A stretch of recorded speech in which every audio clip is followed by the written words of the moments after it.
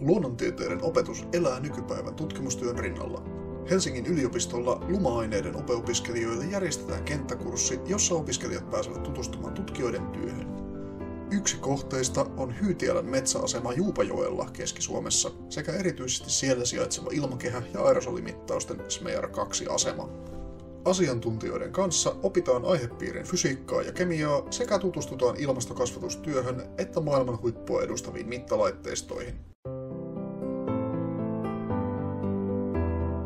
Korkeista havainnointitorneista pääsee ihailemaan maisemiakin, turvallisesti tietenkin. Myös opiskelijat pääsevät tekemään tutkimustyötä hyödyntäen mitta-asemien ja avointa dataa ohjelmoinnin avulla oman mielenkiintonsa mukaisissa laskennallisissa esseissä.